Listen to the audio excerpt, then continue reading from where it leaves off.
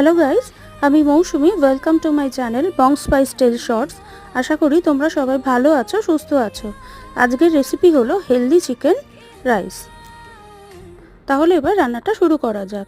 প্রথমে বোনলেস চিকেনের মধ্যে পরিমাণ মতো নুন, গোলমরিচ, ভিনিগার, সয়া সস, কাশ্মীরি লঙ্কা গুঁড়ো ও আদা রসুন বাটা দিয়ে মিনিট 15 মতো ম্যারিনেট করে রাখতে হবে। এবার একটা ননস্টিক প্যানের মধ্যে কিছুটা সাদা তেল আর অল্প করে বাটার দিয়ে রসুন কুচি দিতে হবে। তারপর কয়েক সেকেন্ড নেড়ে ম্যারিনেট করা চিকেনটা দিয়ে দিতে হবে। কিছুক্ষণ নাড়াচাড়া করে তারপর ঢাকা দিয়ে দিতে হবে।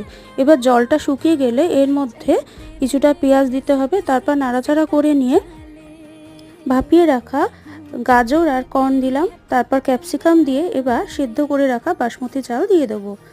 এর ওপর পরিমাণ মতো নুন আর গোলমরিচ দিয়ে আর একটু পেরি পেরি মশলা দিয়ে মিশিয়ে নিলেই তৈরি হয়ে যাবে আজকের এই হেলদি চিকেন রেসিপি।